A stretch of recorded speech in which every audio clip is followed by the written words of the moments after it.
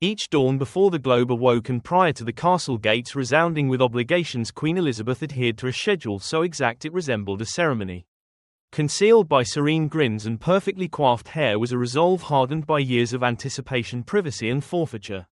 Individuals who observed her personal customs claimed they unveiled an aspect of the monarch the general population never conceived. There were unforeseen idiosyncrasies, concealed battles and decisions that molded a kingdom without anybody perceiving.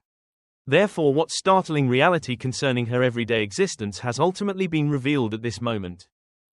Rising to the throne every day within the secluded rooms of Queen Elizabeth did not commence with a noisy buzzer or a restless reach under thick quilts. Rather, her morning developed with the elegance of a gradually parting drape at the commencement of a magnificent performance, being exact, tender and exquisitely foreseeable. At precisely 7:30 a.m. the sovereign awoke in a fashion most of us can merely fantasize about. There was no screaming telephone nor a flashing electronic timepiece to disturb her slumber. A gentle rap on the entryway indicated the beginning of her waking hours. One of her reliable employees came in silently, walking with intentional serenity. In their grasp sat a gleaming metal platter that shined beneath the dim early illumination. Upon it rested the core of her dawn custom, a heated vessel of Twinings Earl Grey tea blended with merely a splash of dairy and absolutely no sweetener. It appeared basic, nearly humble, but possessed the sophistication she personified. Next to it rested an immaculately creased cloth napkin stitched with her imperial monogram and two simple cookies, modest partners amidst the regal opulence. For a handful of cherished moments she remained in her bedding with her beverage, hearing the well-known sounds of BBC Radio 4's Today broadcast. As the British nation steeped its early tea and switched on the wireless, so did its female ruler. This tiny action linked her to her subjects more deeply than the majority of magnificent rituals ever were able to. As she drank, she took in reports from throughout the nation and across the globe, including triumphs, tragedies and common tales, allowing the exterior world to seep into her silent chamber before the castle stirred. By 8 o'clock a.m. Angela Kelly, her faithful aide and stylist, was already readying the washroom with the exactness of someone who grasped the monarch's necessity for organization.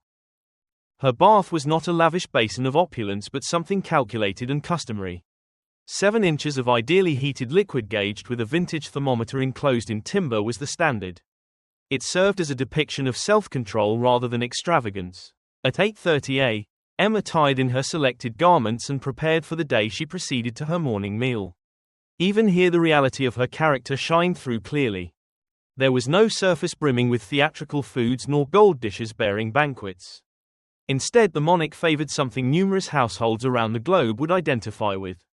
She chose a basin of Kellogg's grains stored tidily in simple plastic containers to preserve their crunch. Alternatively, she enjoyed a piece of bread liberally covered with orange jam. Sometimes when she desired something more substantial, beaten eggs with smooth cured fish would arrive, but only if created from brown shells, which she thought had superior flavor. It was a delightful personal taste that humanized the perception of a ruler who frequently appeared powerful and unwavering. Attended by alert servants, she dined while perusing various papers laid out in front of her, while her gaze shifted rapidly, collecting details from diverse viewpoints. This was greater than inquisitiveness, it was readiness, because these silent minutes equipped her with insight she depended on to confront anybody who entered her agenda later that afternoon. Then at precisely 9 o'clock a.m. something extraordinary occurred. The silence of the castle lands changed as the rousing sound of bagpipes saturated the atmosphere. A musician in complete Scottish attire walked onto the patio, performing tunes that drifted through whatever home she was inhabiting. For 15 minutes the historic sounds floated over the morning, not as simple amusement but as a custom. It was a 175-year-old imperial rite enacted by the British military's lead piper for the sovereign. For the Queen it signified the connection between personal peace and official obligation, and the instant the melody stopped she emerged. So what did the deceased monarch do subsequently, and how did she utilize the remainder of her mornings? Let us plunge into the specifics of Crimson Case's meetings and invisible work which served as the motor of the kingdom.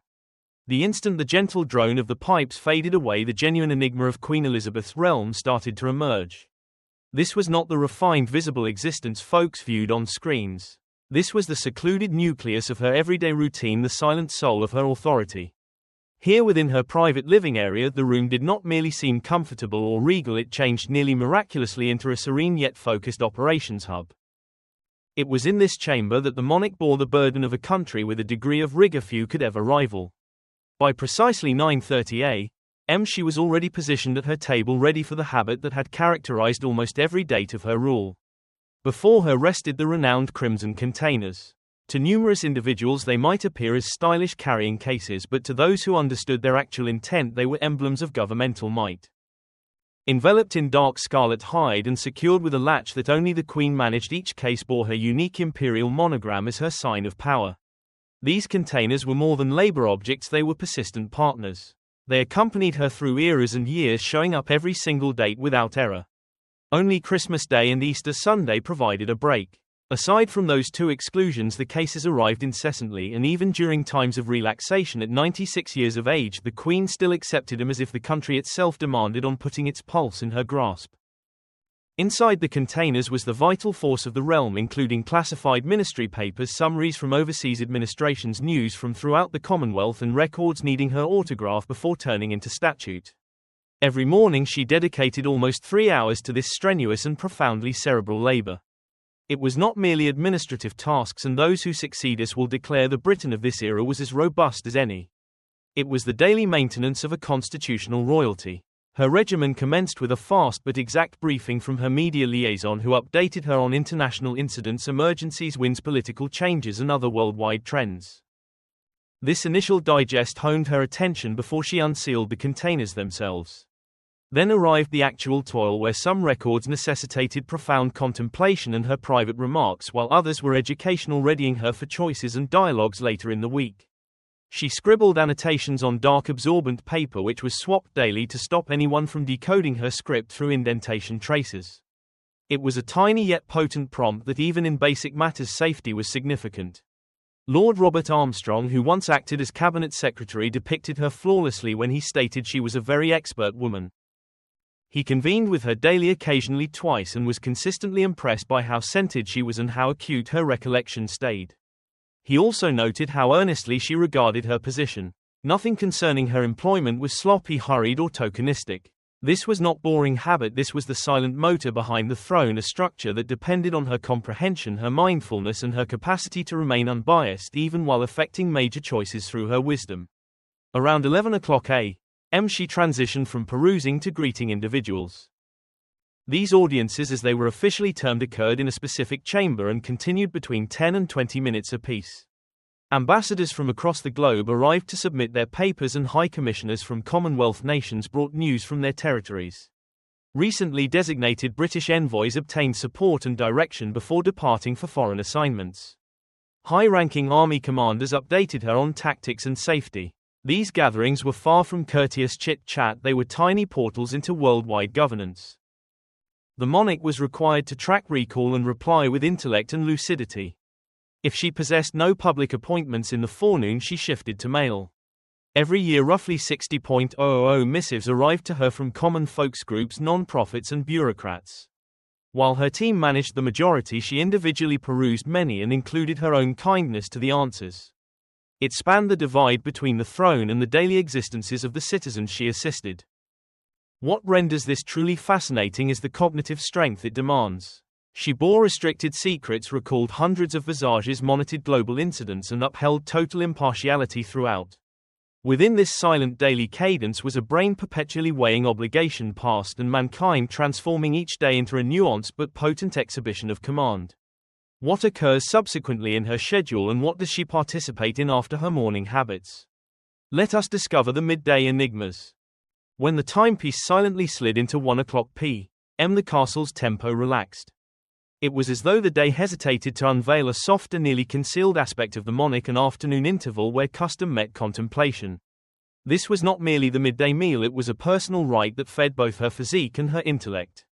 Lunch itself was never a magnificent imperial banquet, but instead reflected a female who prized lucidity, command, and equilibrium. Her previous cook, Darren McGrady, once clarified that the Queen adhered to a rigorous midday slogan of no heavy carbohydrates, pure protein, and meticulously prepared dishes. Her dish typically contained something weightless and intentional, such as broiled Dover sole sitting on gently cooked spinach. Alternatively, she might have tender poultry paired with a vibrant, crisp vegetable mix. These selections were not concerning opulence, they were concerning stamina. They demonstrated a lady who realized her obligations required extended hours, acute attention, and consistent vitality. She frequently dined by herself, not due to melancholy but due to purpose. Occasionally one of her offspring accompanied her, but more frequently, particularly later in existence, lunch became her short refuge from the relentless pressures of sovereignty.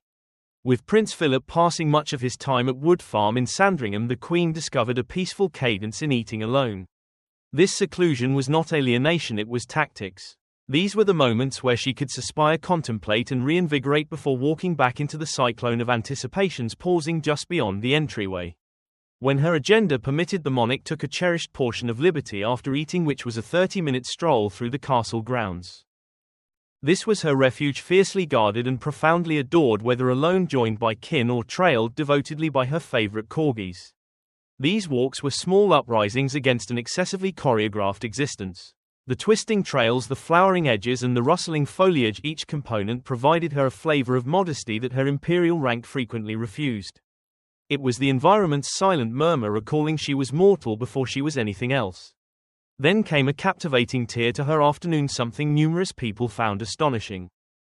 After her hike, she passed another 30 minutes perusing the racing post, examining horse racing tidbits with the gravity of a veteran specialist. This was not some informal pastime to kill the hours, it was one of her most profound loves. The Queen raised purebreds, possessed acclaimed racehorses, and understood lineages and probabilities with shocking exactitude. Picture her with tiara removed and spectacles on, leafing through the sheets as keenly as any loyal admirer of the game. In these instances she was not a ruler but a hobbyist, charmed by a sphere that had zero to do with governance, etiquette, or media. But naturally her afternoons were not constantly silent, as many days throbbed with obligation and intent. She called on schools where children's thrilled giggles filled corridors, viewed military units with steady regard, launched clinics with sincere kindness, and backed non-profits that counted on her attendance to acquire notice and cash. Then there were the ceremonies glistening with significance where she individually presented OBEs, CBEs, MBEs, and even knightships. She recognized educators, fighters, unpaid workers, researchers, and common folks doing remarkable deeds. Even in her 90s she selected these appointments cautiously, making sure her attendance added genuine worth without crushing her energy. This midday mosaic is fascinating because it unveils the impressive equilibrium of her existence. It displays a queen who resided encompassed by splendor yet purposely looked for plainness. She was a chief laden with worldwide accountability who still sculpted out niches of delight, peace, and fervor. Her afternoons, quiet meals, pensive hikes, horse racing, jottings, and significant public tasks were not merely regimen, they were spans linking her imperial duties to her personal humanity, and in that symmetry the true queen silently shined. What do her afternoons and evenings appear like on a standard date? So let us delve into the specifics of the late queen's tea customs and twilight meetings. By 4:00 p.m. every day, regardless of how packed her plan was or how many emergencies required her focus, the Queen's realm halted for one holy instant, which was afternoon tea. Time itself nearly appeared to decelerate for this treasured custom, which was not merely a mug of warm beverage but a tiny rite and a soothing practice enveloped in heritage, recollection, and a hint of soft extravagance. The surface was consistently arranged with a lovely display that felt like a view from a fable. There were tidy, crust-free, delicate sandwiches stuffed with cooling cucumber, velvety cured salmon, creamy egg sauce, and even the traditional pork and mustard mix. It is possibly worth pondering that at the soul of the term Parliament next arrived the jam pennies, which were small raspberry preserve-filled discs sliced to look like vintage currency. They were cute, wistful, and barely playful in their plainness. Heated fluffy scones ensued, the type that made the chamber smell like a household, while rich heavy fruitcake contributed a profound sweetness to the spread. And naturally there was tea, specifically Earl Grey, her preference occasionally steeped with the notoriously clean Morven liquid, producing a taste she deemed just right. Despite her fame for being precise about her brew, palace employees silently teased about her tea pickiness. There was consistently space for a whimsical minute as she frequently snapped portions of her scones to split with her adored corgis, sliding them snacks with a glint in her gaze. It was a miniature insurrection against regal stiffness and a swift instant of glee that eased the gravity of her day. This brief afternoon recess, tender and foreseeable, revitalized her entirely. By approximately 5:00 p.m. she would return to her workstation for another hour or two, ready to confront whatever still required finishing.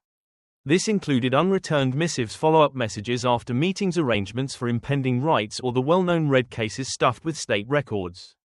She managed them with a firm grip as she had performed for decades. But Wednesday evenings bore a distinctive type of secret. At precisely 6:30 pages M, she convened secretly with the Prime Minister for a weekly slot unaffected by era politics or emergency, involving no aides, no tapes and no memos, just the ruler and her leader of government talking openly behind shut gates. For over 70 years she conducted these private talks with 15 prime ministers, starting with Winston Churchill in 1952 and concluding with Liz Truss in 2022. Those who joined these gatherings frequently later discussed her amazing comprehension, her tender but solid wisdom and her capacity to embolden without showing bias. Many questioned what counsel she provided, what realities she heard, and how these silent chats might have molded Britain's path. It was the kind of fascination only time could thoroughly reveal, yet she never whispered a phrase. At 7:30 pages M, the daily summary of legislative events came, and she perused it cautiously, keeping herself briefed on arguments across the land. Supper ensued shortly after, and the bill of fare was typically plain but sophisticated, frequently highlighting game or seafood from her own lands. This included deer meat from Balmoral, salmon from Sandringham, or pheasant from the countryside. Faithful to her tastes, carbohydrate-rich foods seldom showed up on her dish. Before dining she relished a humble cup of gin and dubonnet blended in a 1:2 proportion, and with the meal a splash of champagne. Evenings devoid of formal tasks were delightfully normal as she relaxed into her living room, turned on the screen and watched her preferred shows like Downton Abbey, The X Factor, EastEnders, Coronation Street, Dad's Army and Last of the Summer Wine. She chuckled, gasped and unwound just like any spectator, discovering solace in well-known personas and communal tales. Yet the most captivating habit arrived at the close of every date, no matter how frantic or draining the day had proved. She took a seat to scribble in her personal journal, a custom she upheld loyally from 1952 forward. Its sheets held her notions, musings and silent remarks, but no person has ever viewed them, and it stays one of her biggest mysteries. Her team realized she liked to withdraw at 11 o'clock p.m. volume in grasp, prepared for 8.5 hours of slumber in her own chamber, so ending each day quietly, gracefully, with a trace of enigma encasing even the plainest habits. Did she possess a distinct schedule on weekends, serving as a token of selfless obligation and ultimate forfeiture? So how did she pass her weekends? Let us delve into the specifics of the tough rhythm of Queen Elizabeth's rule regarding weekend whispers and everlasting echoes. Weekends brought slight alterations to the Queen's pattern, but her steady tempo never genuinely snapped. Instead, those dates unveiled even more profound tiers of her character, including her silent power, her intense adoration for the environment, and her wish for basic delights in a life governed by task. At Windsor Castle, one of her most adored havens, she frequently greeted the day before most folks had even opened their eyelids, rising early, dressing in her equestrian gear and heading out with her reliable stableman Terry Pendry. Together they would roam through the huge and serene expanses of Windsor Great Park, trotting for an hour or longer on her favourite fell ponies, including her beloved partner Emma. Her connection with steeds was not a pastime she found late in existence, it was a romance that commenced in early youth. At merely 4 years of age she obtained Peggy, a small horse given by her grandfather King George V. From that instant she developed into a self-assured rider, and by the time she reached 18 the saddle had become a second residence to her. Astonishingly, she kept on riding well into her 90s, even throughout the COVID lockdowns. At the age of 94 she was snapped riding Balmoral Fern with the identical glimmer she possessed as a youthful princess. Her final ride on Emma in July 2022 at 96 years old was a tender yet potent prompt of her lifelong zeal. These excursions were never arranged shows for the Globe to appreciate. They were her personal getaways, moments of immaculate peace where the burden of the diadem eased, even if only for a time. When summer came and she journeyed to Balmoral, this feeling of liberty grew even further. The Scottish terrain, broad and untamed, provided her something scarce, which was room to respire. She started her morns with silent rides at daybreak, joined by only a few individuals, involving no grand parades, no blinking lenses, just open sky, hills extending forever, and a queen savouring a scarce flavour of standard life. Christmases at Sandringham bore their own distinctive cadence, featuring warmth, laughter and the solace of clan customs. Yet even then obligation never completely released its clutch, as the renowned red boxes stuffed with official records still showed up daily. Only Christmas Day itself stayed unaffected, being her single solid break from the administration. Today, with the reverberation of thrill and eagerness I met 20 years ago, from 1953 until 2022, her regimen remained shockingly stable, though it naturally changed with each stage of her existence. In her prior years she juggled her imperial duties with raising children, while during the mid-decades of her rule she proudly rode in the Trooping the Color right until 1986, when she finally moved to a coach. As she aged she retreated from some physically strenuous tasks, but her desk labor never truly lessened. No matter what was transpiring around her, including tech revolutions, political gales, or social shifts, her personal timeline stood firm. She woke at 7:30 a.m. Bagpipes sounded under her sill. She spent hours sorting through records. She stopped for tea. She signed documents, checked reports, read mail, and shut her journal at the close of the day, readying to start again the following dawn. The bodily requirements alone were stunning, standing in heels for extended hours, welcoming thousands of folks with elegance and seeming serene and collected even when drained. The cognitive requirements were even bigger, involving grasping the politics and cultures of 15 nations, staying unbiased in every scenario, and perpetually providing firmness in shaky times. Imagine perusing official records for at least 3 hours every day without error for 70 years, which is nearly inconceivable, yet this is what characterized her reign. Queenship for her was not concerning lights, diadems, or grand events. It was concerning the silent might of appearing every day, doing the labor and putting service above self. Her solid routine generated a heritage constructed not on drama but on reliability, teaching the globe that real power frequently resides in steady daily dedication. Which portion of her tempo calls most to you? The haunting bagpipes greeting each dawn, or the hushed secrets concealed in decades of hand-penned diaries? Whatever the response, her steady pulse of obligation continues to resound long after her last ride. While she kept a rigid schedule, Queen Elizabeth appears to have possessed simple delights behind her tasks. So how did she accomplish that, and what were her pastimes? Let us plunge into the details of the plain joys behind a lifetime of duty regarding what the Queen adored. Queen Elizabeth II balanced huge imperial tasks with the basic delights that kept her anchored. Despite a taxing agenda, she consistently made hours for the hobbies she cherished. These lifelong interests, founded in youth and clan history, unveiled a warm mortal side to a ruler who reigned for 70 years. One of the most renowned was her profound fondness for steeds, a fervor that did not grow later in life but commenced almost as soon as she could stroll. When she was merely 4 years of age, her grandfather King George V gave her a tiny Shetland pony called Peggy, and that simple childhood gift molded the path of her existence. From that instant on, horses became one of Elizabeth's biggest joys, as she rode for most of her life and stayed actively entangled in breeding, racing, and tending to horses even in her ultimate years, offering peace and thrill in equal amounts. Many near to her felt that horses were her getaway, a method to feel unconfined calm and linked to the wild world, distant from the stresses of the crown. Her adoration of beasts stretched beyond barns and riding paths, as Queen Elizabeth became nearly indivisible from her canine partners, particularly her adored corgis. Her initial corgi, named Susan, was given to her on her 18th birthday, a moment that signaled the start of a royal corgi line. Over the decades, the Queen possessed more than 30 dogs, many of them offspring of Susan, and the frisky, active hounds were a known scene around Buckingham Palace and other royal lands, acting as more than pets but as loyal pals who joined her on hikes, sat by her flank during silent minutes, and added a feeling of warmth to the magnitude of castle existence. The view of the Queen encompassed by her corgis became an emblem the globe instantly identified. Queen Elizabeth also shared another pastime with her father King George VI, which was a fervor for stamp amassing. What started as a regal hobby in the late 1800s expanded into one of the most precious philatelic hoards in existence, known as the Royal Philatelic Collection. It contains scarce stamps accumulated over generations of rulers and is tended to with huge pride. The Queen reportedly contributed her own editions over the years, and by 2001 the collection was valued to be worth more than £100 million, serving as a window into history where each stamp told a tale of time travel and global link.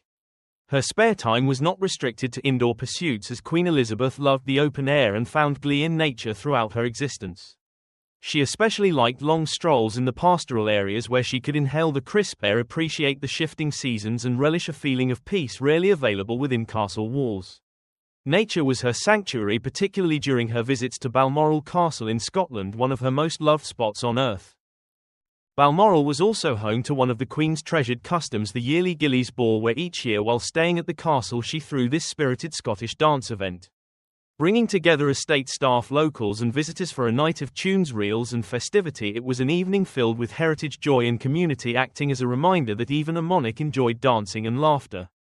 These pastimes and interests expose a gentler, more private aspect of Queen Elizabeth II beyond the seat. She was a lady who adored beasts, valued silent hours outdoors, prized customs, and found bliss in plain significant delights. Through these leisure activities she stayed grounded, balanced, and linked to the globe around her right until the conclusion of her phenomenal existence. So what do you think about the deceased queen's daily schedule, and how was she able to fuse obligations with pastimes? We would love to hear your notions in the comments below, so do not forget to like and subscribe.